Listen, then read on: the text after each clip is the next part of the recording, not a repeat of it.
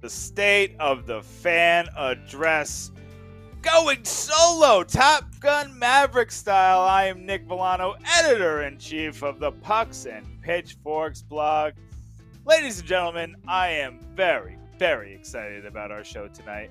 We have the one, the only man between the benches for your Devils and for the national spotlight as well. Bryce Salvador, El Capitan, is here.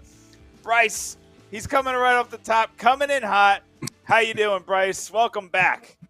Yes, well, thanks for having me. It's been a very long time, and I'm just so excited to be on and talk Devils. I've been a little bit in hibernation. I kind of go dark in the off season. I'm not really too engaged in social media, so I like to kind of let everything materialize. And wow, did we have something bloom here? So I'm looking forward to talking. So thanks for having me again, Nick. No problem, but we have to ask, are you a Bob McKenzie margarita guy? Are you a Pierre LeBrun craft beer guy? Like, what is your drink of choice when the off season's over? We never got the picture from you. So what are you drinking at the end of the season? I'm a margarita type of guy, if anything. Let's go. Well, look, I'll just be honest. The reason why I stopped, drinking the beers is I just started feeling awful, and it turned out I have a little bit of a intolerance. So I had to go the White Claw and that route and the volleys. Yeah. And so I'm actually a tequila drinker. So volley is my choice. Listen, I'm a big margarita guy. I'm a big tequila guy. But we didn't bring you on to be our alcohol aficionado. That'll be a different podcast. But it has been a while since we've had you on, Bryce, because it was pretty miserable for a long time there. What were we going to talk about? Hey, let's talk about this injury, and let's talk about that injury, and let's talk about what are the aspects of this goalie and that goalie who's third string in the ECHL and is now playing in the AHL. It was a real hard season to cover and to talk about, but we talked to you this offseason. We kept updating, and we're like, you know what? Like, so much has happened in the past month. We got to get you on. We got to get your thoughts. We need to give you as much time as possible because it's just been a whirlwind. It just keeps coming and coming and coming. And we even had news this week. A new AHL coach, former assistant with the Toronto Maple Leafs, are upgrading across the board. So that's where I want to start. You're behind, between the benches. You spend a ton of time next to the coaches. Let's start with the coaching staff. How important were the changes made on the coaching staff? Andrew Brunette, Sergei Brylin, the guy from the Golden Knights' name is escaping me right now. But Ryan McKeel. They made a bunch of changes behind the bench to assist Lindy Ruff. How important is that to this team? Well, it's very important, I think, just from the perspective that the players are seeing that Tom Fitzgerald really cares and he's passionate and he wants to make every change possible if it's going to help benefit the organization and the players. And we can say, hey, was Ricky, but did he do a good job? That being Mark, Nasruddin, there's some debate. I watch some of the fans talk about him, but the reality of it is when I tell everyone, coaches have a shelf life. The message inside that locker room at one point in time, it just gets old, and it doesn't matter who that coach is, and there needs to be change. And I don't think that necessarily Mark Recchi and Nasruddin did a bad job. It's just they weren't getting the results, and something needed to happen just from the optics as well. And I know a lot of people say, well, why was Lindy Ruff maintained? And quite frankly, I think he's done a great job because he's in a very difficult position, if you really think about it, where you have a young team that isn't expected to win when he came on anytime soon. And so he was coming into really this learning to win phase.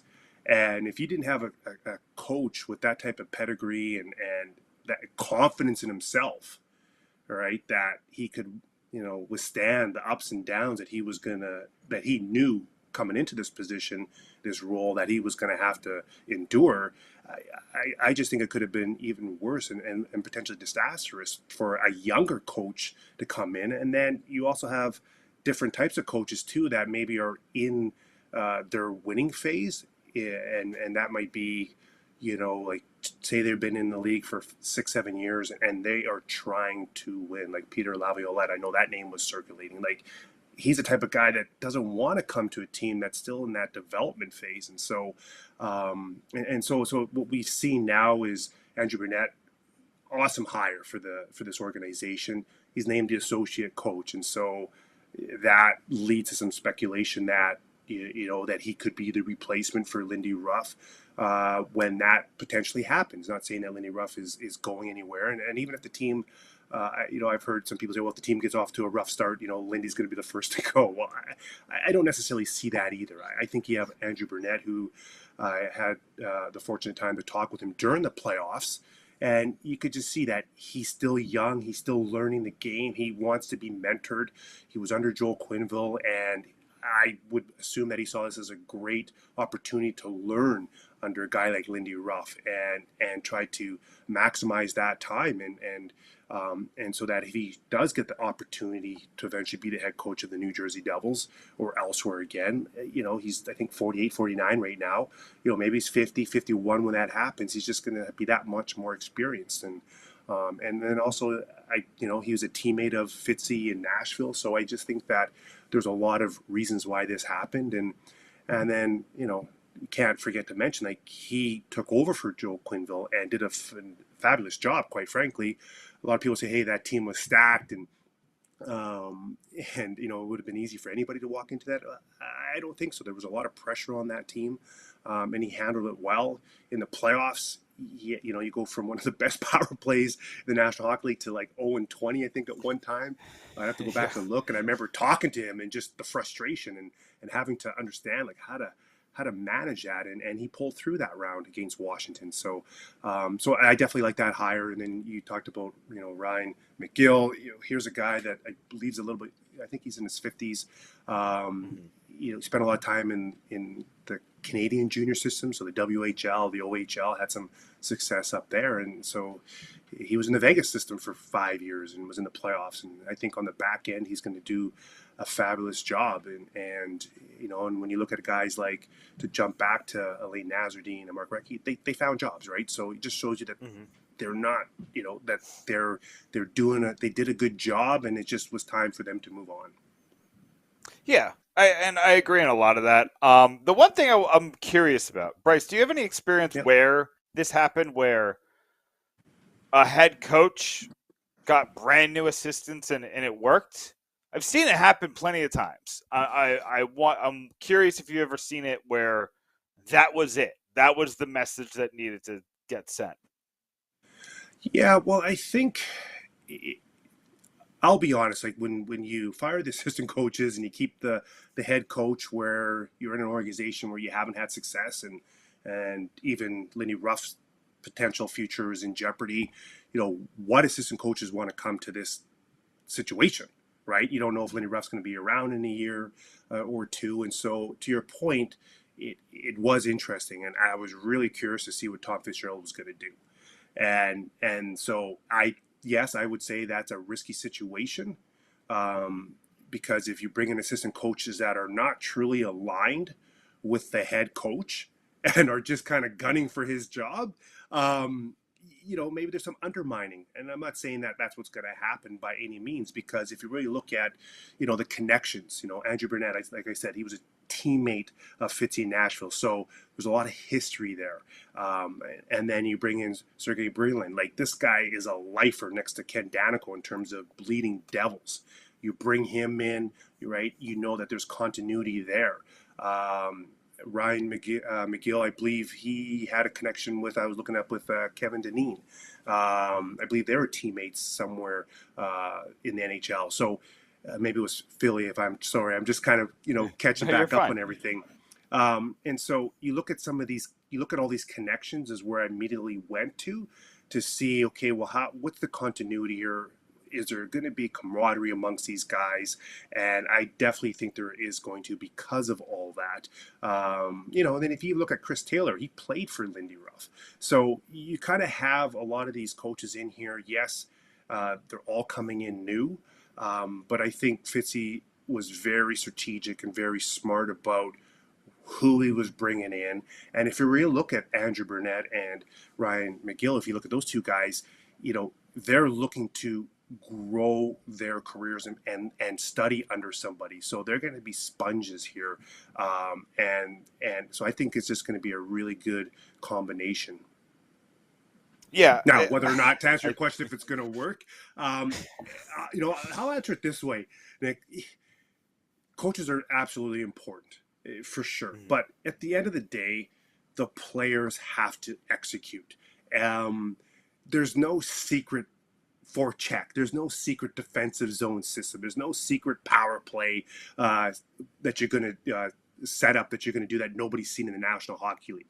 There's no special penalty kill, that you're going to do. Is it a box? Is it a diamond?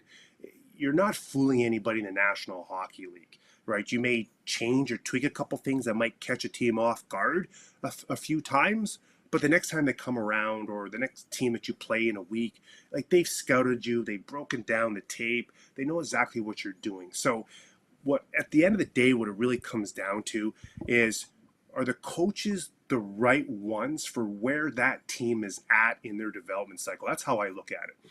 And so you look at the players, and I know we're going to get into this in more detail, but I just kind of want to wrap up this coaching conversation here, is that there's with Andrew Burnett and Ryan McGill, you kind of have a succession plan potentially for Lindy Ruff should that come to an end in the future. Now, with a younger group of players, right, that are finally maturing. So you look at Jack Hughes, you look at Nico Hischier, you look at Jesper Bratt. Those guys now have enough reps and repetition in the National Hockey League where stuff starts to become automatic. And that's really what you need to have happen. We can say Jack Hughes is a great playmaker. He's, his puck possession, his zone entries, Jesper Bratt skates like the wind, and he's elusive, and he's got eyes in the back of his head. And we can go all down the list.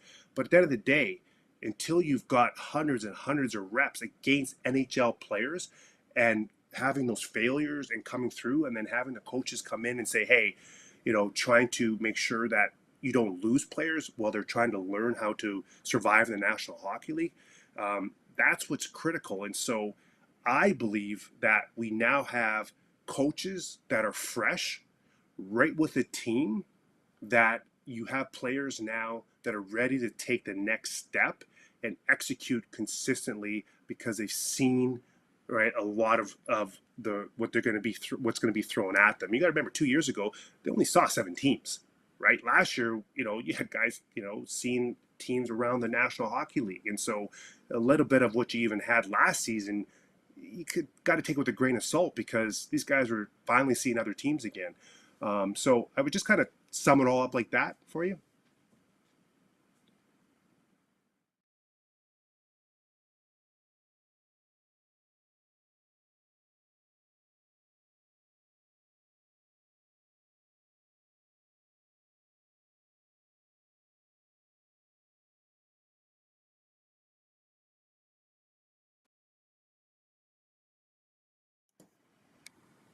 All right. You're back?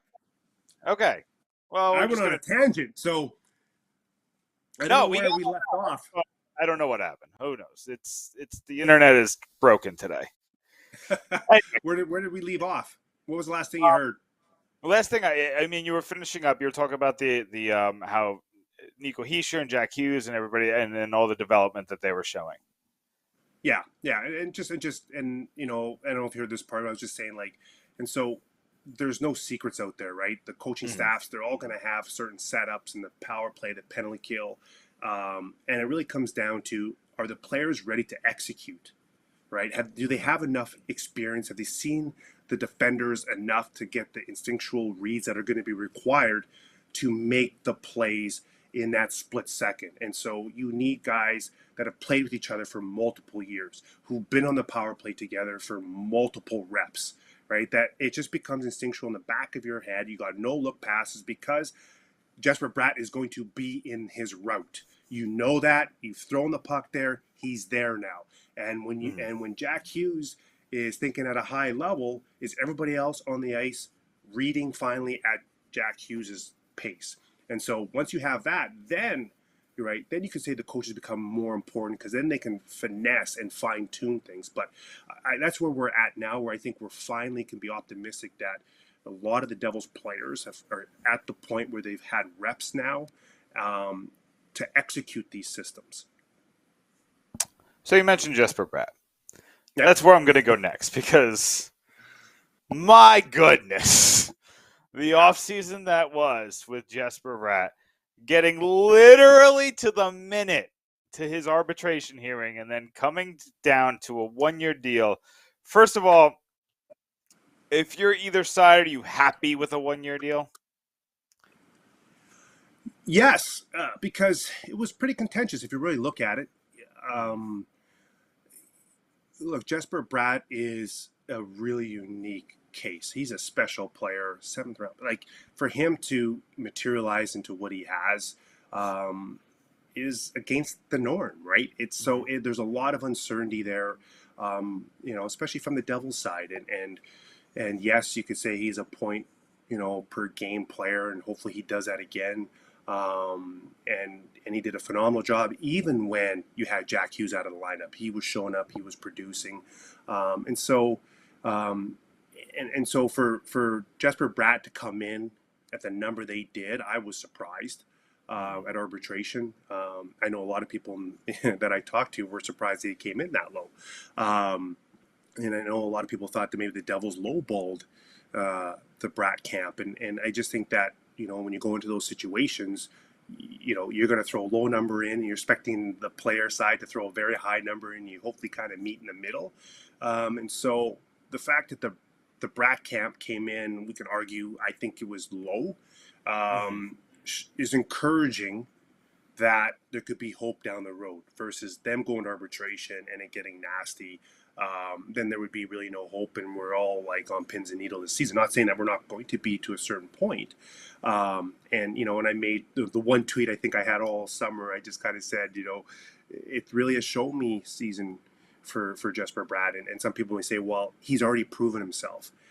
Yes, if he's really only asking for $6 million, right, on average rate 6.5, okay, then maybe we don't have to have this conversation.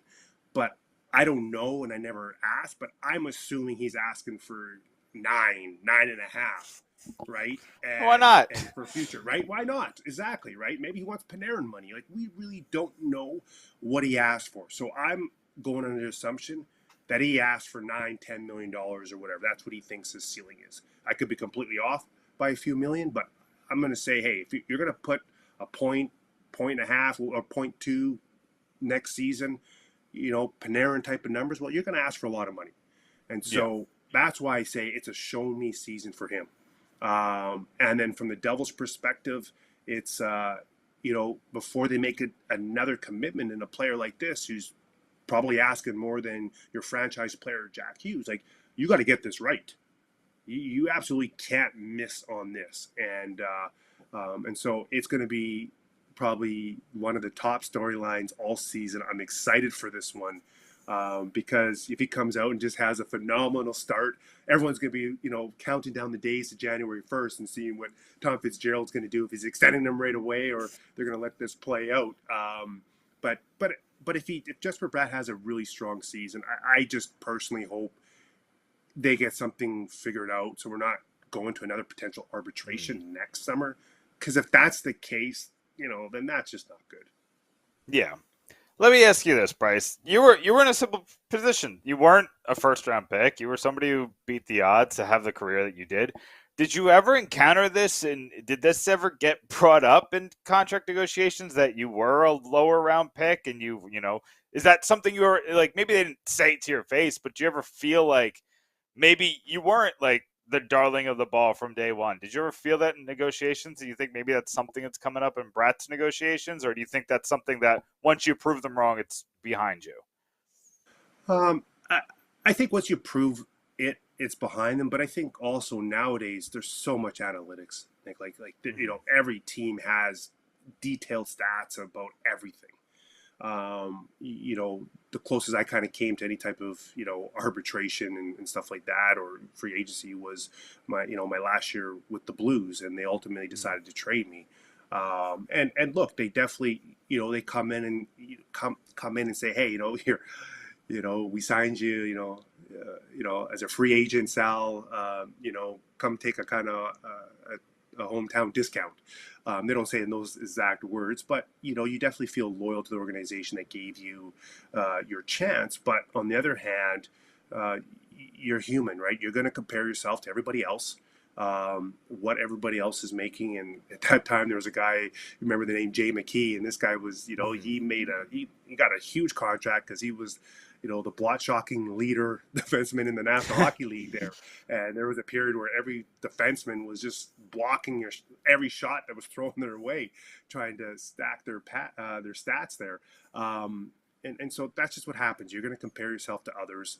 But what I would say, where I see a lot of players, at least from the players' perspective, run into problems, Nick, is where they overvalue themselves.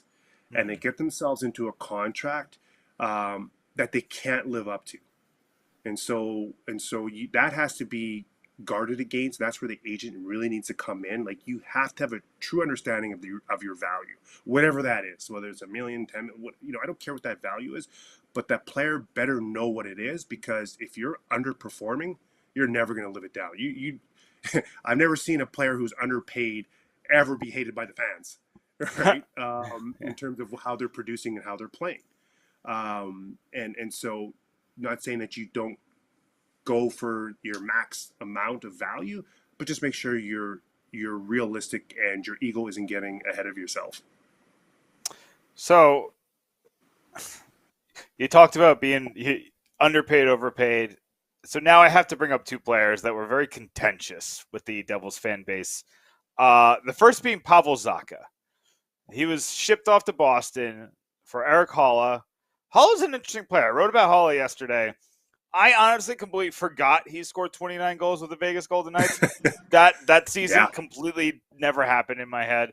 But he's a 30 to 40 point guy, which you can argue is what Pavel Zacha is, just 7 years younger. What were your thoughts after they made that trade? Is it just we can't do this again with this guy kind of a trade, or maybe it's we can't afford what this guy is asking for? What were your thoughts after that trade went down? And this isn't to be a Monday night quarterback or a Monday quarterback, but I look at the situation and you're starting to see this trend, I think, become more prevalent in the National Hockey League, where, look, if you've made a draft pick, you're not just forcing this player to try to live up to the expectations of where you drafted him, right? And so, and I think maybe this is a year a little too late.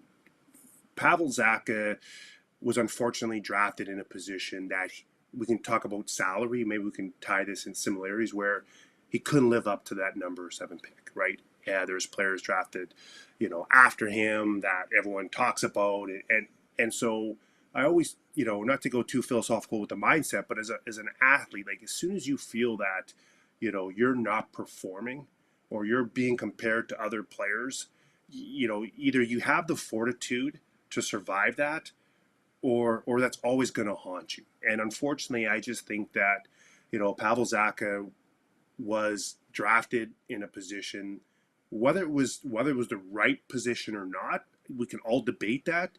But clearly, I would take the position that Pavel Zacha couldn't live up to that draft position, because we've seen the flashes. We've seen he's got the tools, right? When he's on his game, you're like blown away. Like, wow, like, this is why he got drafted so early.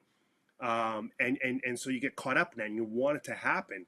And look, we all have, if you're an organization that drafted a player, the last thing you want to do is trade somebody away that then goes and lights it up somewhere else. So you're always trying to guard against that. And so I wouldn't be surprised if Pavel Zacha goes there and just lights it up, right? Maybe he does, maybe he doesn't. Analytically, maybe kind of shows, maybe he's not going to, depending on, who you talk to. But at the end of the day, he's going to go to a new organization where all those expectations of whether or not where he was drafted, nobody cares, right? He's on a 1-year deal. Can you go there? Can you play? Can you produce? Now it's on him. It's kind of how I look at it. And I just kind of think that whether it's 1 year, 2 years, 3 years, was no longer going to work for Pavel Zacha here. And I think the organization gave him as many opportunities as possible. He played with every forward, up and down the lineup, center, wing. And this is just, it wasn't going to work. So, as a former player, I wish him the best. I hope he finds it, because that's just tough to live with if you don't meet the expectations that you should have. So I never want him to always have that. Now, on the flip side, subconsciously, like, you just have Pavel Zacha not in your mind, right? So from a fan base, and this is one thing I tell people too is, subconsciously we build opinions around everything, right? That's just what we do. We're humans. We love to have an opinion. But when it really gets to the point where it's no longer productive and you're always, it doesn't matter if the player does something good, you're always seeing, something negative, you got to move on. You got to move on. And I think especially when the players are, 5, 6, 7 years, like, it's just kind of time to move on. I know that's a long-winded answer to that, but it's an interesting situation, for Pavel Zacha. I wish him all the well. He was great to me. Every time that I ran into him, interviewed him, it was just really tough. But you can see that it was weighing on him. That he wasn't able to live up to. Now, on the flip side, if we just get down to brass tactics and we talk about the Devils and you bring in Erik Haula, like, I love that player, right? He's a gamer. You know what you're getting. He's coming. He's been in a locker room, and we can talk about this. Just on the moves that Fitzy's made in general. Just this one point is you're bringing in guys with Andre Palat, and then Erik Haula, right? Brendan Smith. Like, these guys were in locker rooms with true established cultures. Like Carolina, like, you hear everybody talk, there's no better locker room culture than there, right? Tampa Bay, that's the winningest culture currently right now. Colorado looking like they're going to take that over. And then Boston, you're learning from guys like Bergeron, guys like him alone, Marchand, Marchand, like, you can look at these guys too as veteran leaders that have won, that these guys are going to bring this into the Devils locker room. And so that's just an intangible, an X factor that a guy like Nico Hischier, it will be invaluable for him, right? For him to kind of see how these guys conduct themselves. And I think that these guys are also coming in are going to be like, hey, we can help this team take the next step. So I look at Erik Haula as a guy that's going to come in. He'll be versatile. He's going to say, you know what, wherever you want to use me, I'm going to come in here and I'm going to play. I'm going to play, like my life depends on it, because it does. He's got this last year of his contract. So you're going to get the best out of him. So those just one of those intangibles that I'm looking to see how that plays out and helps Nico Hischier, helps Jesper Bratt, helps Jack Hughes and the young players. Miles Wood, I know he's on a 1-year deal. We can touch on him a little bit later, but a guy like that is going to learn from these guys too. And because Miles Wood to me is probably the one Devil that really bleeds red for this organization. You hear it in all of his interviews. He's a gritty type of player. He wears his emotions on his elbows, right? He likes to crash in and be, rambunctious, and you never know what you're going to get from him. And I know there's a lot of mixed feelings on him with the Devils fan base, but I could tell you what he brings inside the locker room. You can't just go get that. You can't go and sign a veteran player to come in while the team's in a development phase, right? To come in and try to be a leader and help shape culture when that guy's maybe on a 1-year deal. So there's, when you're constructing that locker room, you look at all the teams that have won, they've got guys that have been in that organization for multiple years, that grew up as young and learned from veterans, whether it's LeCavalier in Tampa, and those guys were growing up. You had Billy Guerin in Pittsburgh, for the young guys, and Mary Lemieux always around. And so in some of these other organizations, these younger guys that eventually become those true leaders and captains, usually have guys leading the way. Unfortunately, when you look at the transition, after I left and you had Green and you had Zajac, unfortunately, this organization, we were going on the down, right? Mm-hmm. Won all the cups, right? We had our last run in 2012, kind of, we can kind of maybe see where the Islanders are now, the oldest team, and nothing, we're going to see how Lou's going to handle what he's got there. But you get to the point where you're going to have to rebuild. And unfortunately, there was really no veteran pieces that could stay around for 5, 6, 7 years, that had won in this organization. Like, unfortunately, it would have been nice if a lot of us had won, if we had won that cup in 2012. So when you had Zajac and when you had Green hanging around, they could pass that on. And so now, by not having that, you have to bring that in, and it costs money. Because I know a lot of people say, well, to look at the Andre Palat deal, okay, it's maybe it's going to look bad at the end of it, potentially. But where are you getting somebody with that type of recent success that is going to come in here and for 5 years and basically pass on everything that he learned in Tampa Bay, right? So that, quite frankly, to me, is invaluable. Think of Hornquist in Florida, right? Like, he's just there playing a role. Like, obviously, Andre Palat is still in we can say, a very productive part of his career. Right? He'll probably play on the top line or top six. We'll see how Lindy Ruff's going to use Palat. But you're bringing in a guy here that was under the Cooper regime, and he's going to know what it takes, and he can pass that on. So it's just, I'm really excited for, to see how the locker room grows. We won't see that necessarily, it's not something you can really peek in the locker room and see, but we should see that on the ice. It might not be September, it might not be October, but if all these things start coming together, you're going to really start to see this team, gelling and really playing for each other, and that passion and energy that it takes to be playing meaningful games in March and April. That was the narrative last year. There's actually a legitimate chance for that. All right. And are we still some pieces away? Absolutely. Now, are they going to make the playoffs? I sure hope so. But I sit here saying, for me, it's actually attainable. And, and I don't want to talk about everything, because I know you had some more specific questions, but I'll just leave you with that, where, because of what's happening inside the locker room, we can start to see action on the ice that's sustainable. Bryce, we're getting a ton of questions just from the fans on Facebook and YouTube. So I want to ask this one. This is from Christopher in the YouTube live chat. He says, I'd be curious to hear Bryce's thoughts on what the Devils need to be this year. Do they need to be a bubble team, or is it playoffs or bust? What are your thoughts? Do you have to make the playoffs if you're Lindy Ruff, you're Tom Fitzgerald? Like, where does this team have to be this year? Well, you're always going to be evaluated on, first off, did you make the playoffs?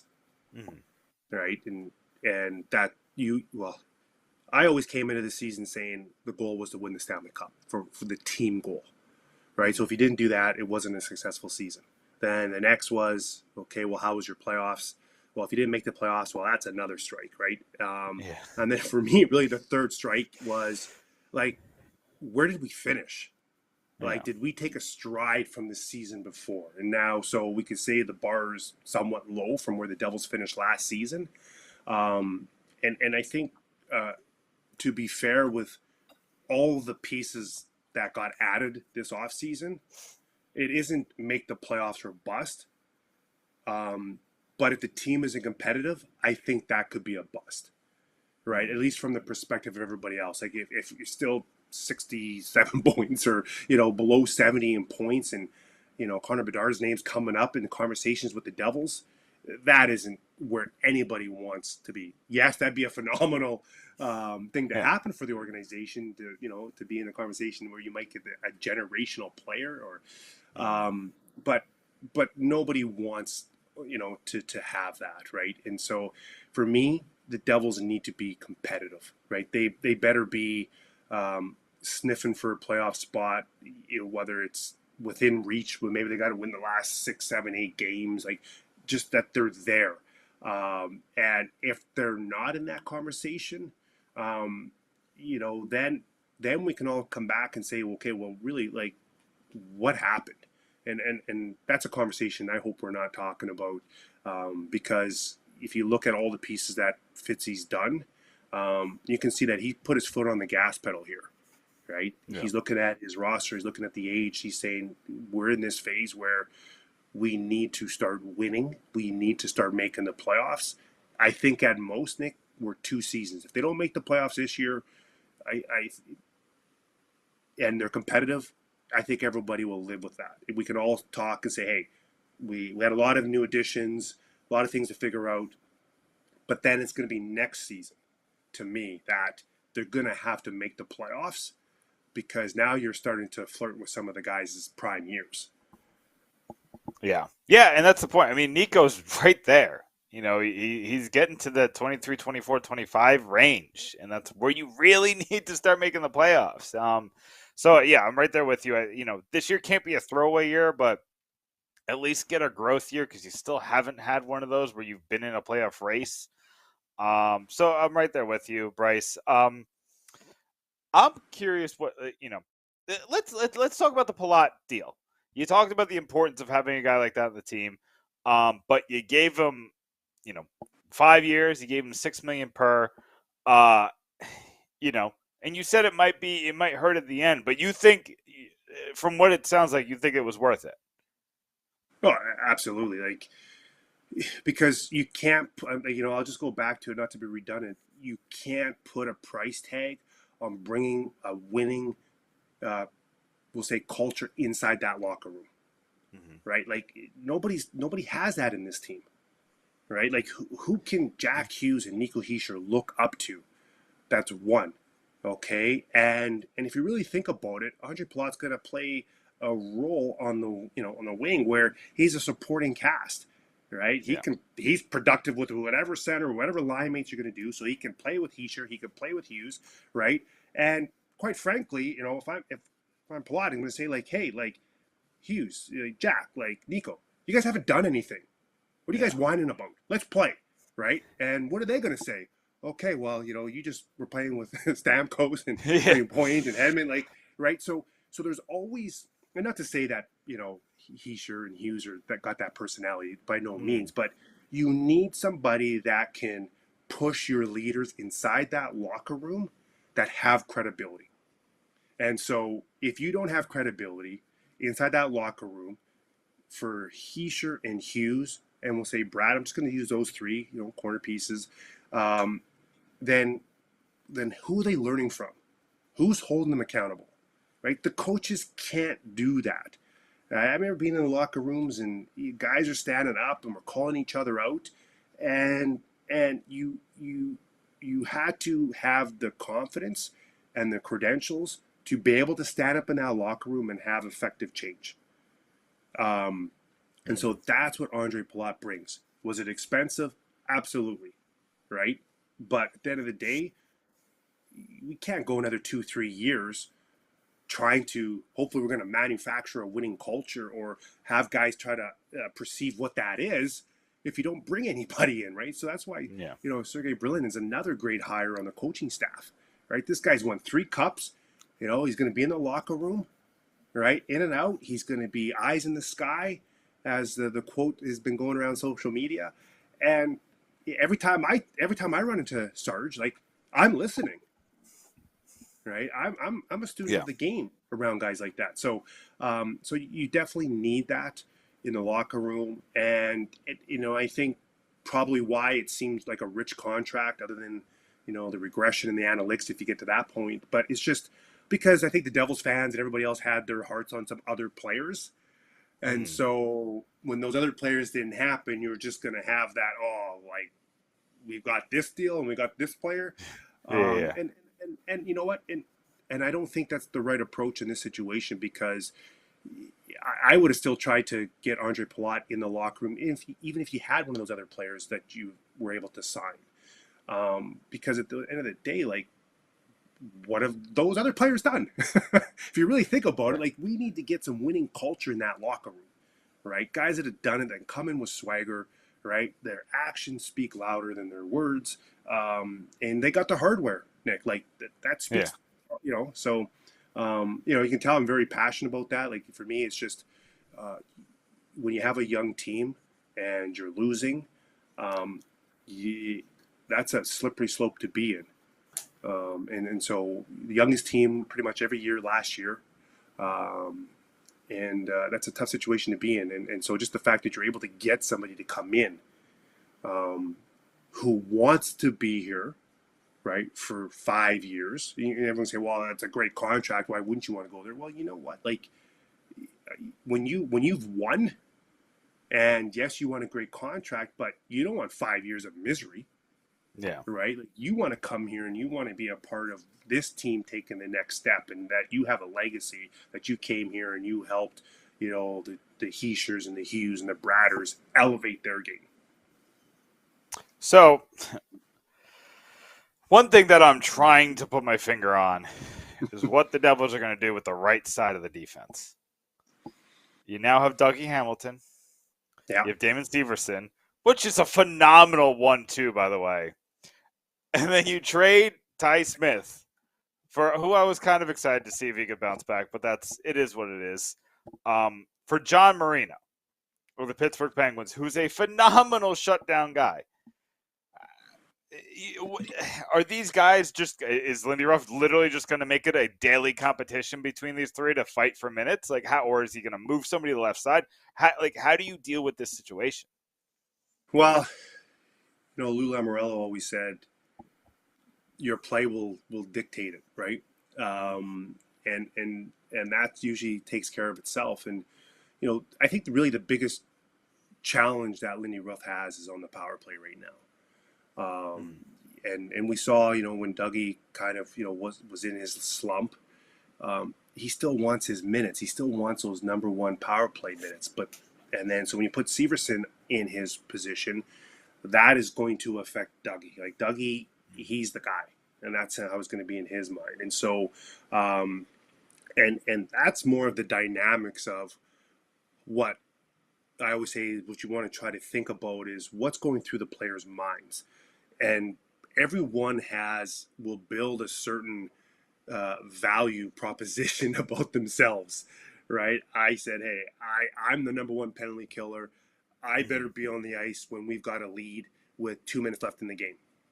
I knew I wasn't getting on the power play. If we needed a goal, I knew I wasn't getting a goal.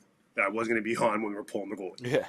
But if my play wasn't there, then all of a sudden, Pete DeBoer, he's not putting me on the penalty kill, or Larry Robbins, or so that's where you start to have issues. And so on that right side, if you take that philosophy and that concept there and you really look at it, that was really the start of the demise for both Will Butcher and Ty Smith, is when they started losing what they perceived their value, and that being the power play.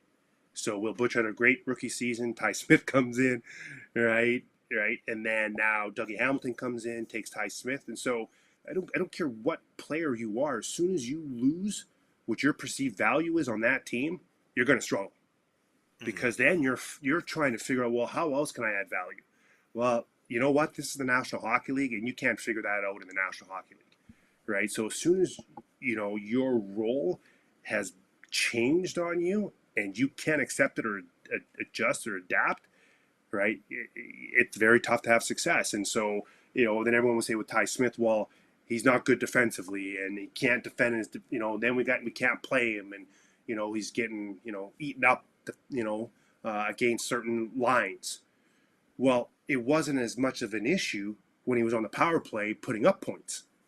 Yeah. Right. So, and I think everyone, all the fans would find that pretty intuitive, and then would understand that anyways. So coming into training camp, the dynamics on the right side is really going to filter around Severson, in my opinion, where this is Severson. Does he come in with the mindset that there's a position here for me long term, or is he coming in with the mindset that this is a one and done season because they've made some moves, and so based on Severson's mindset, how he's approaching the season will start to shape the minutes on that right side. And that's probably the simplest way is how I would look at it versus trying to say, okay, well, how is he managed? Who's getting this ice time and all that. Severson comes in with a chip on his shoulder and he's dynamite. You're going to find the minutes. And if you got to put him on the left side or whatever, because you're going to maybe for trade value, or maybe Severson comes in and says, hey, I'll take a team friendly contract because I want to stay here. Right. Yeah. You just don't know all those dynamics. So, that's how I would place it. But John Marino is what a trade. I give Tom Fitzgerald an A+ on that. He, used his cap space as a weapon there. And yes, yes, you had to give away Ty Smith. But whether or not, if you like Ty Smith or not, there was really no room for him in the position that he needed to play to be successful. Yeah. And I agree. And that's kind of, it's sad, but it is what it is. You kind of have to just get to a situation where it's almost untenable. It was couldn't keep making the mistakes that Ty Smith was making and keep playing in the National Hockey League. It just is what it is. We're running a little bit low on time, so I do want to get to a couple of these other. I had a question from Nate in Facebook who wants to know about Simon Nemec. Do you see him, second overall pick? I was surprised they brought him over to the North America. Do you think he has a shot to make the NHL? Do you think he's somebody, or is he strictly AHL property and they just brought him over to get used to the North American game? Well, I love that pick, and I think that Nemec should spend the majority of the season in the American Hockey League. Not to go back to Ty Smith, but I think that was probably the biggest thing that hurt Ty Smith is he never spent any time in the minors, right? Like and really understanding how to compete and be aggressive. So I think it's, unless he comes and he's dynamite in training camp. But if you look at Mo Seider, like he spent a year, in Detroit's farm system. So I spent 3 years. Some of us it takes longer than others. And I just think it's invaluable for a defenseman because you are afforded to make mistakes in the AHL. You just have a longer leash, and I think when you're coming over here, especially for him, to see that it's a different game. These guys are going to come at him. They're going to, try to run him through the boards. They're going to try to say, hey, like, we don't care who you are. We don't care where you're drafted. And then he's going to have healthy competition within the Devils organization. So I just think that that'd be a great development step for him. But hey, if he comes and he's ready and he has a phenomenal camp, I don't think you're just sending him down to send him down. But I think it would be good for him if he's just good. Yeah, absolutely. So you brought up Miles Wood earlier. Yep. He came in. He came back for 3 games, I think it was. He looked sharp. He looked fast. He looked like he was going 100 miles an hour. He looked like Miles Wood, and then immediately down again. Done. I don't remember if he got another surgery or if he just rested for the rest of the season, but major hip issues. We've seen it really hurt other players. Miles Wood is very, very reliant on speed and toughness and those aspects of the game. And he was a piece that was desperately needed last year. And I think when you look at how the roster is constructed outside of Nathan Bastian, you don't really have a bumper on this team still. So I think Wood is still needed on this team. What are your thoughts? Do you think that he can come back 100% and be the guy we used to be? Do you think he should be that guy? What are your thoughts on Miles Wood? Well, I think for Miles Wood himself, mentally, he needed to come back last season, right? I was putting myself in his shoes. I wouldn't want to go a whole year. I've done that before, where I missed a whole season, and you have so much doubt going into next training camp. Can you even play? And so I think that was good for him to see that, hey, when he came back, he still had his speed. As funny as that will sound, you have doubts. And whether was it premature, did it set him back? That will all be, to be seen this season. And, and you just look at his contract, right? That's why he got a 1 year versus multiple years, or the Devils looking to do 3-4 years. He, unfortunately, because of that injury, is really going to have to show that he can play and he's durable next year. And he's got to be able to play the Miles Wood way, right? If he's not going to be pushing pace and crashing and banging, then unfortunately, then he's just not going to be effective, and then the Devils are not going to know what to do with him. So, that's where the question mark's going to be, and hopefully, he had the whole summer to really rehab and come back and strong, and that he can go 82 games. Yeah. I just think he's so crucial to the makeup of this team. In the locker room too, he just he's vocal. The guys see him as a leader in that locker room. He's a bit goofy at times, right? Happy-go-lucky. So just that personality too helps in that locker room. So I've gotten a lot of people, and there's a couple of people in the mentions who asked you who you think is going to be a surprise, whether it's at a training camp or somebody who's going to surprise us this season. I'll give you an example. A lot of people, when we've asked this in the past, have brought up Tice Thompson. That's a name people are really liking, especially after development camp. Somebody I'm curious to see, we haven't seen much of him, is Nolan Foote. We were very excited about him before last season. Had kind of a rough season in the AHL, but if he was in the gym grinding and he's getting his game on, he has a shot that you can't stop. So that's somebody I'm curious about. Is there somebody who you think has a chance to come in, surprise everyone, and have that season, a la like what Jesper Bratt did in his rookie season, or there's a long laundry list. Miles Wood did it in his rookie season. There's a lot of people who've come in and just out of nowhere, taken an opportunity and grabbed it by the neck. There's an opportunity for a left-handed defenseman as well. Where are you looking for somebody to really be a big surprise? Well, there's a few. Like I really want to see Fabian Zetterlund come in and have an impact. Like I like the energy that he brings. Maybe he's not the most skilled. I know a lot of guys who look at point production, but in terms of bringing in a guy that I think we all wish Andreas Johnsson would have been. This is a guy that if he can come in, he's a bull. If he could possibly get 15, 20 goals, right, on the wing and be aggressive and you just saw how much fun he had last year. Like I said, I would love to see that because that would just be it'd be like winning, the lottery for the Devils if he can come in and add that on the third line. Now, is that realistic? We'll see. You got Jesper Boquist that could come in, right? We started to see some phenomenal flashes with him. If he plays center, not to get into it, but we don't know what's going to happen with McLeod. What's going on there with Hockey Canada. So the Devils may need somebody to fill that position, and so I'm really looking for those two guys now. Kevin Wall, can he come in next year and be consistent? I know they brought in Brendan Smith to kind of play that aggressive physical role, but to your point, you need a seventh defenseman, and so will he get that look? Maybe it's a Hutuk, right?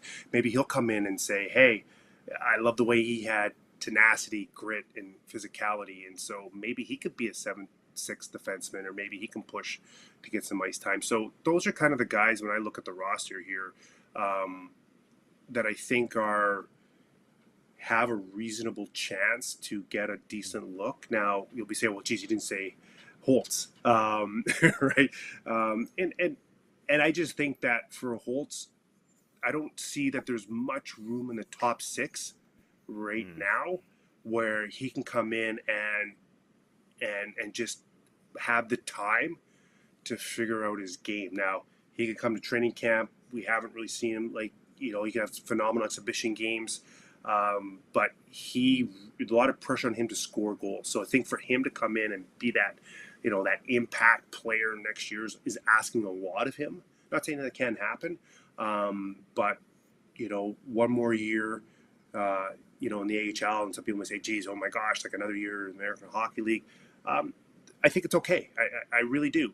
You got, Tatar that's probably coming off the books. I don't think, we'll see, maybe they re-sign him or not, but there's going to be room the following year for a lot of these players to at least be regulars, I think. So last question for you, Bryce. I can't believe we've gotten this far into the podcast before we talked about the goalies. We had because we're so sick and tired of talking about them last year. I know. But Billy Joel could have sang a song about all the goalies that played for the Devils last year. This year, they go and get Vitek Vanacek. It was a weird offseason with goalies. The Toronto Maple Leafs are relying on Matt Murray. The Vegas Golden Knights are going all in on Logan Thompson, I think. The defending Stanley Cup champs traded for Alexander Georgiev after he didn't look that good with the Rangers. So I don't know what's going on with the goaltending position. I thought they were going to try to get a big name this offseason. They got Vanacek, who's an interesting name, and they're going back with Blackwood, and then whenever Bernier comes back, he'll be a part of it too. Is this enough? That's the simple question. Is this enough to fix the problems that derailed the season last year? I think we're starting off on a much better footing. Literally, the last 2 years, we tried to bring in a veteran goaltender to kind of push Mackenzie Blackwood, be that mentor, and we're just seeing the age is not kind to goaltenders, and so I like that you bring in a young guy that hasn't established himself. Right, he wants to be a number one. He sees an opportunity here. Fitzy gave him 3 years.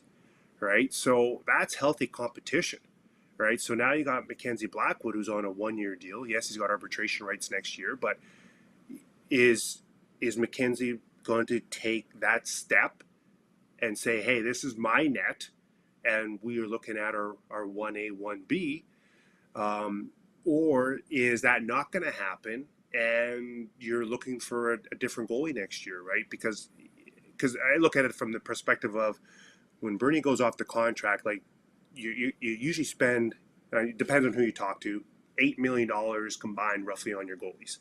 So you've got $3 million in Vanacek. So somebody could potentially get $5 million, right? Is that Mackenzie Blackwood or is that somebody else? I think, well, I know the Devils organization are hoping it's Mackenzie Blackwood. He comes and he shows that he can be that number one. But over the last, year and a half, like we just seen a lot of, issues just from the mental side of the game with Mackenzie Blackwood, and then some of the injuries. So the fact that we potentially do not have a goaltending distraction at the start of the season is a great step, Nick. And they're both young. Seem like they're both healthy coming into camp. So that's exciting. And if anything, the players know that, if things go or, don't go the way that, they did for Mackenzie last year, like if we kind of see some of those similar patterns, that, you're not immediately going to, to the AHL and trying to find somebody 6'7" goaltender. And no, I'm not taking anything away from Nico Dawes, who did a phenomenal job. And if there's any bright spot, like that propelled him. Right? Like, yeah, absolutely. So you got to try to always look for the silver linings. That was Bryce Salvador. An hour of pure and utter. We didn't talk any analytics. We're gonna have to bring you back on soon to talk analytics. First of all, I need your analytics guy. You got to get me on the inside. But second, we got to talk more analytics. We'll talk about whether it's before the season or early in the season. We'll get you back on just to talk about outlooks and things like that. I kind of just want to react to a lot of what happened this offseason because it was absolutely bonkers, and it's still bonkers. But Bryce Salvador, TNT analyst, MSG Network analyst, third man in the booth, man between the benches, El Capitan, whatever you want to call him, call him Bryce. Thank you so much for spending some time with us. I really appreciate it. Yeah, like always, thanks for bringing me out of hibernation, giving me a rep here, and start talking Devils again. And it's my training camp right now, so I appreciate it. And definitely I'll come on maybe when training camp's going on, and if you give me another expedition game. Yeah, absolutely. We'll talk soon, Bryce. Thanks so much. All right, cheers. So we're not done, folks. Usually it's a Bryce night. It's Bryce only, and we love those nights. But it's still the State of the Fan address tonight. So we gotta bring a major friend of the podcast, back-to-back friends. We got friends in all places. We got Bryce tonight. I can't even react to so many things because our guest is here. Our second guest is here, Will Scouch from Scouching. If you don't know his YouTube page, if you don't know all the things he's doing, he's one of the most phenomenal prospect analysts. His YouTube page is so much fun. I watched his Devils video on the draft recap twice now. I'm going to watch it again because I need to know more. Will Scouch, he's with us. How you doing tonight, Will? I'm doing really, really well. It's the one quiet month of the year. So I've been recharging the batteries and getting ready. I think the first junior league starting a week today. So nice. Right back at it pretty soon, but enjoying the last couple of weeks before things go all crazy again. And leave it to me to make you keep working. I'm sorry. That's good. It doesn't feel like work. Whatever it says, find something you love and you won't work a day in your life or whatever. It's all good. You love that. So let's jump right into the draft. So we had Bryce Salvador, who's a major Devils analyst. We were talking about Simon Nemec, second overall pick. The first question I want to ask you, because I said undoubtedly, if Shane Wright is there at second overall, you take Shane Wright. I don't care about need. I don't care about fit. I don't care about any of those things. Shane Wright is the best player available no matter what. If it's Yurov Slafkovsky versus Shane Wright, you take the one that's available, and Shane Wright was available. They didn't. They took Simon Nemec. Some people were really into the pick. I would have rather had Shane Wright, personally. That's just kind of how I kind of fell into it because it's Shane Wright. Where do you fall? Do you think they made the right pick? I don't think it was a bad pick. Like I let's get that out of the way. When I look at Shane Wright, I saw a player that was underperforming what people thought he was capable of. Pretty much wire to wire all year, and that was disappointing. And I still think that in terms of where we're at in 5 years, that Shane Wright could very easily be the best, or at least one of the best players to come out of this draft. But when I look at Simon Nemec, I mean, it's kind of apples to oranges in the first place. I look at Nemec and I see a player who I think pushes pace a little bit better than Shane Wright does. I think in terms of activating offensively for a defenseman, I think there was really no other defenseman realistically this high that you could draft. Would I have picked Simon Nemec this high? Probably not, personally. But it's fine. I think that for the Devils, they do kind of lack. They have Luke Hughes from last year, but they do kind of lack some supplementary offensive punch on the back end. You know, Luke Hughes is obviously, in all likelihood, going to be a great defenseman. And Simon Nemec kind of gives you more of the same kind of vibe from the defense position, which I think is perfectly acceptable. You know, would I have taken Shane Wright second overall? Probably. I think there's a lot of headroom to work with his game, and you know, yes, there were issues, but I mean, yeah, if Simon Nemec came up at number 2, I would say you better be really, really sure. But it's not impossible. This was a draft where I think that in 5 or 10 years we look back on it, and there's a bunch of players that you could look back on and say, oh, they were the best player available, or this guy was the best defenseman available. And I think Simon Nemec very reasonably could be one of the, at least in terms of offensive play, one of the best defensemen to come out of this draft. It's just a matter of rounding out his game, but the offensive tools are definitely there. So, drafting is one part of it. Developing is the other. The New Jersey Devils made, and what I think is a very we haven't talked about it a lot, that they decided to take him out of Europe, which is not normal for a player that you're still developing. They don't expect him to make the NHL. At least I don't think. They have 3 right-handed defensemen that are very, very good. So it's not like there's a spot for him in the NHL. But you're taking him out of Europe and you're putting him in North America, seemingly to play with Utica. Do you think that's important to learn the North American game like that? Or do you think he would have been better suited playing another year in Europe? Well, the thing about him, I think, is that as far as I understand it, they could loan him back to Slovakia. I would think that that in terms of his offensive game, there's not much for him to really learn there anymore. Like, I feel like, especially in the back half of the year leading into the playoffs, like, I know you can look at the point production and go, oh, he scored more, therefore he was better in the playoffs. But even beyond that, I felt that he was a lot more comfortable with his game and in terms of driving the play up the ice and being more confident and assertive and really sort of taking control of possession of the puck and really making plays happen with it from the back end. I think he started doing that a lot more consistently and a lot more sort of in a dangerous way at that level. And I just feel like sending him back to the Slovakian Pro League just is sending him back just to let him score points. And I don't think that that's really the best option. I would say, like I think Utica, they have a lot of younger defensemen, guys like Okotiuk and Kevin Ball, and there's others that I'm sure I'm forgetting that are already down there, and I think that he will give them a bit of a different side of the defensive side of the game than those players all do. So I think it's a good environment for him. It's not like he's surrounded by 35-year-olds who are going to play more than him. I would imagine that they're going to play him a ton of minutes. And the last guy I can remember, and I might be wrong, but the last sort of high draft pick that was sent to the AHL right away and played defense was like a Timothy Liljegren.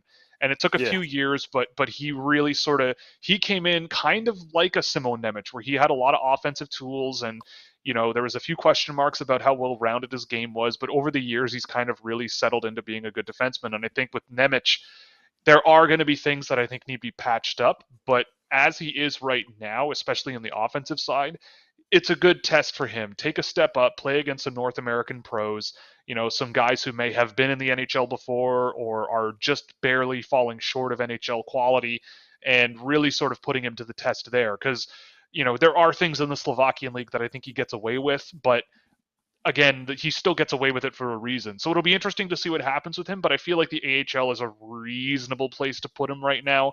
I certainly wouldn't explore the Canadian Hockey League for him. I feel like he would, especially because his rights are held by Cape Breton, like they would just give him the puck and tell him to do whatever he wants with it, and I don't think that that's really a good idea.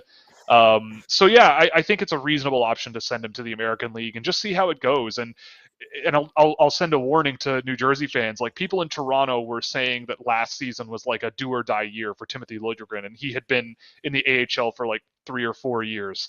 And you kind of get what people call prospect fatigue, right? So if Nemec is in the AHL for like 2 seasons, it doesn't mean he's like a bust, right? It's about sort of rounding out his game, and I don't think he'll be 2 years away, maybe, but at least a year, and I feel like it'll be a nice bridge year to see what he's capable of against North American players on that ice and in a more physical game, and where he has to be a little more defensively responsible. So we'll see what happens. And I kind of want to go off script a little bit on that, just because you kind of mentioned Luke Hughes, and I know a lot of people are just imagining a Luke Hughes Nemec pair for 20 years. It's right. Just like, they're both 19, so they're both going to be together forever, and they're going to start next year in the third pairing. In 2 years, they'll be the first pairing. Hallelujah, everything's great. Now, the problem I see with that is I don't see two players that similar playing together that often. That's 100% correct. So, are you with me here? Are you not seeing 100%. them as a pair in the future? You don't name an NHL defense pair with two players that play exactly the same way. Like, you don't see it very often. You wouldn't want to play. If I'm a coach, I don't want to play these two guys together. Like, their strengths don't complement each other, and their weaknesses make each other worse. Like, they both have very similar weaknesses, but their strength, like, both of those players are tremendous puck transporters. Like, Simon Nemec is a great puck transporter. He's a great playmaker off the blue line, stepping up, juking off guys, stepping up into the offensive zone, finding and creating passing lanes, all those things. And Luke Hughes does that really well, maybe with a little bit more flash, a little bit more skill than Nemec, but they both do very similar things in slightly different ways. And so if you, like, who is going to be the one that transports the puck? And yes, you can say, well, it's good to have options, but, a D-to-D pass wheeling up to go on a rush, you can just send it to the guy you want to transport the puck with, and the other one, you could put a Kevin Ball on a pair with one of them maybe one day, and Kevin Ball can just mop up defensively, get the puck to the other guy, or the other guy tries to fake a rush, sends it to Kevin Ball, who might not be much of a target because he's not the transition threat and he has an easier passing lane or something. Like, tactically speaking, you have a lot more options by spreading the wealth in terms of that offensive transition game, I think. Would it be fun to try? Absolutely. Like, I think it would be fun to try, but I feel like, especially the weaker sides of their games, like, that both of these guys, in my viewings of them, got exposed for similar reasons, and compounding those things probably doesn't seem like a very good idea. But it would be fun. I'm not gonna lie. It would be really, really fun. But I think that you get a lot, like, if you get a Shakir Mukhamadullin to really refine his defensive game, the skating ability that he's got could complement guys like this pretty well in a top four. If his there's issues with Shakir Mukhamadullin's game, but assuming he comes along over the next couple of years, becomes sort of a dependable second pair guy to play with Nemec or Hughes, whoever it might be, and you have two pairs that you can play for a bunch of minutes and a third pair that sort of fills in the space between those two pairs, then I think you've done really well. So it'll be interesting to see what happens, but I think those two guys, they're a little bit too similar for my taste in order for creating them as a pair. You were really high on Seamus Casey. I was. You had I know in your video you were talking about maybe you had him a little too high, but I think he was in your top 15 in your final rankings. Devils get him in the second round, middle second round. What did you see in this kid that had you so high on him from the get-go? Upside. Like, with him, like, I look at my rankings and the order in which I put players, and I go, what if it works out? Right? Like, I go, yeah, there's a chance it doesn't, but if it does. And I think with Seamus Casey, there are not very many other defensemen in this draft who try the things he tries and does it the way he does it. He's one of the more creative defenders available. I think his skating got better as the year went on. It's gonna need to get better. There was a few guys on the NTDP this year who are a little undersized and they just don't have that skating ability that really can overcome that deficiency. But I mean, look, if I recall correctly, and I'm out of practice because it's the offseason, but I believe he's going to Michigan. And yes. you park him in Michigan for like 3 years. Look, people said the same things. Again, I'm not comparing these two players, but people said the same things about Adam Fox when he was 17. He was too small, not the best skater. Yeah, he scores a lot of points. Yeah, his two-way results are great, but he's just not.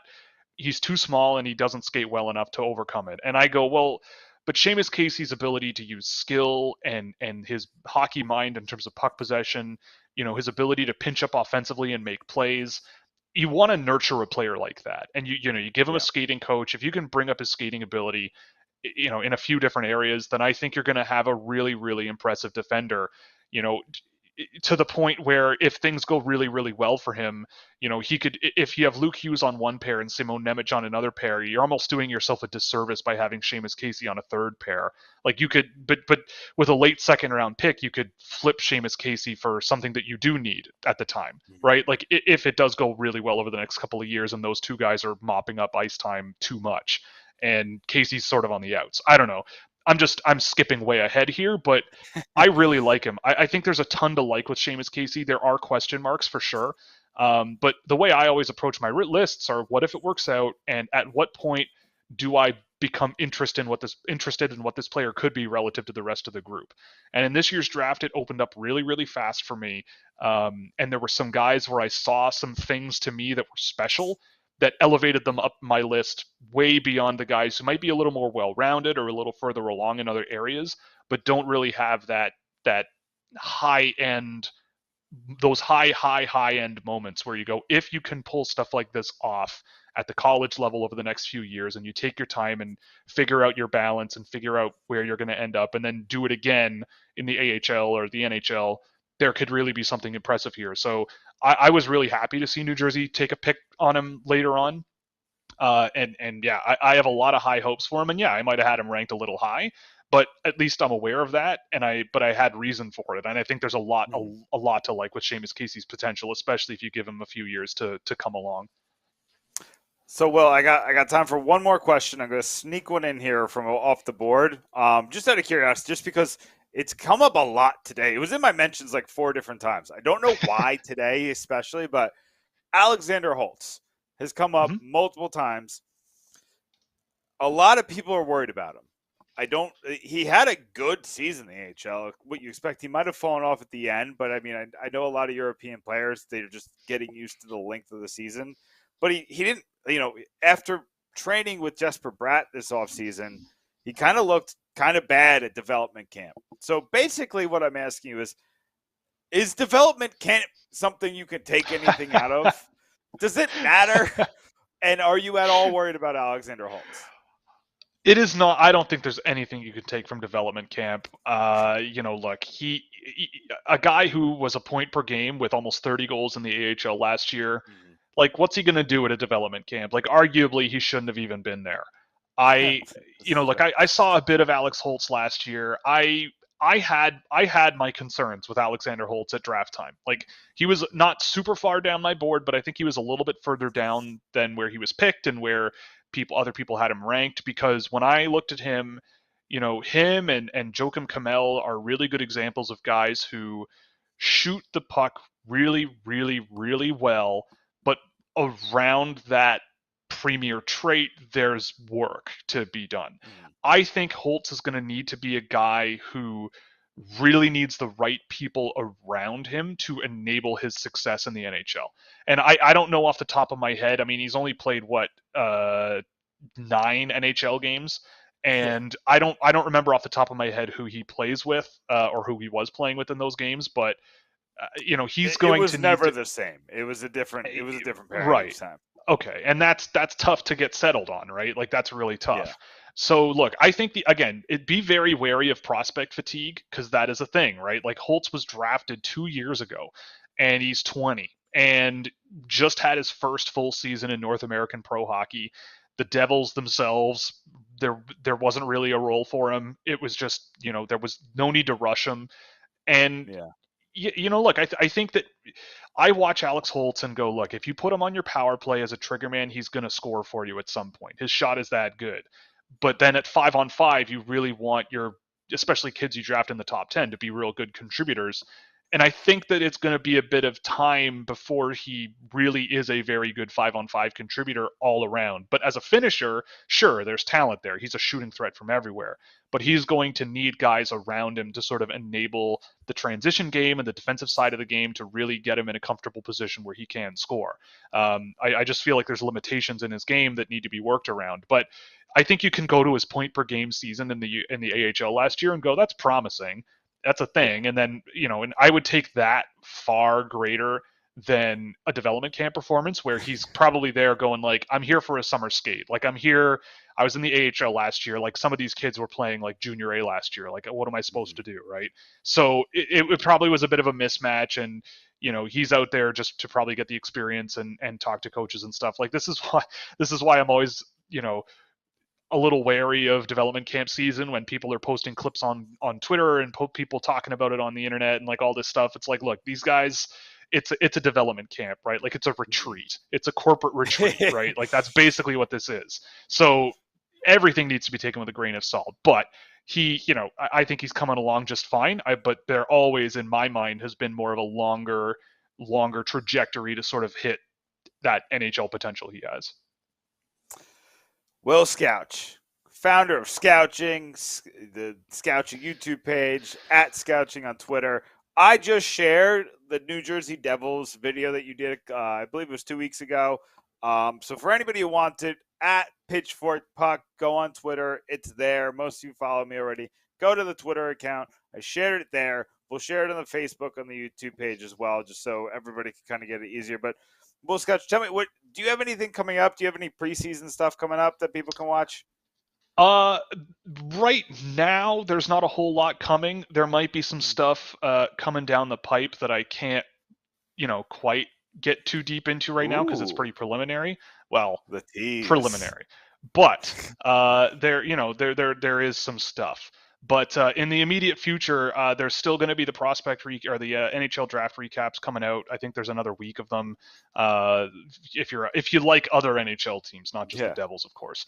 But yeah, I mean, there's right as of right now, there's nothing immediately coming out. It's just a matter of getting back into the tracking work and watching a lot of hockey going into the winter and sort of familiarizing myself with 2023. That's the big project, is getting the table set for next year.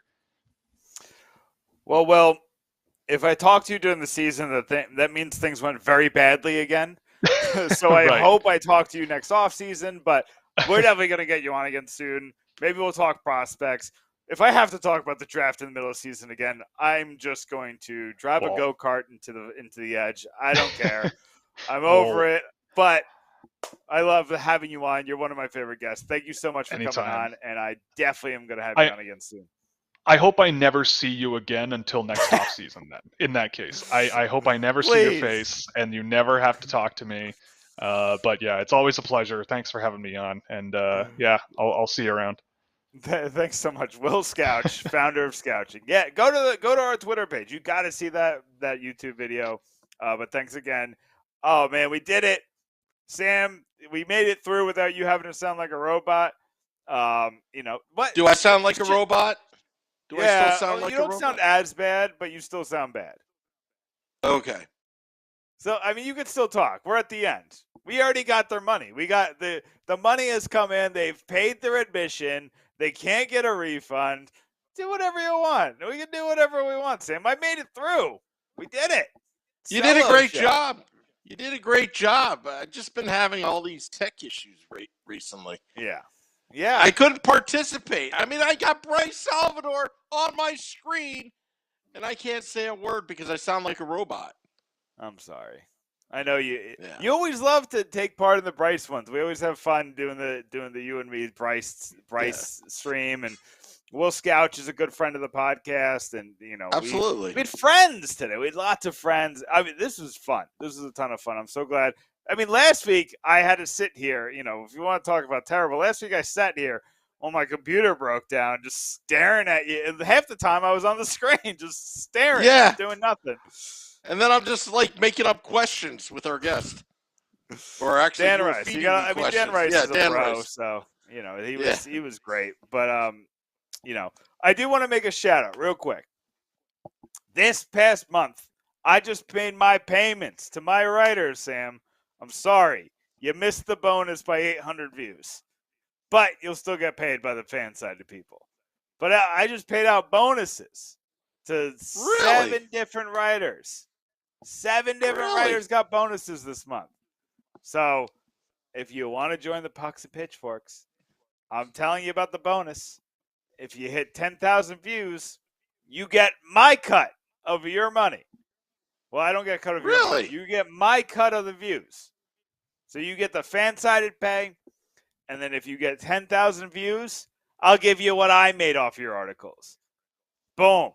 That's how it works at pucksandpitchforks.com. You get double pay if you hit 10,000. And then I give you I give you $1 for every 1,000 views after that.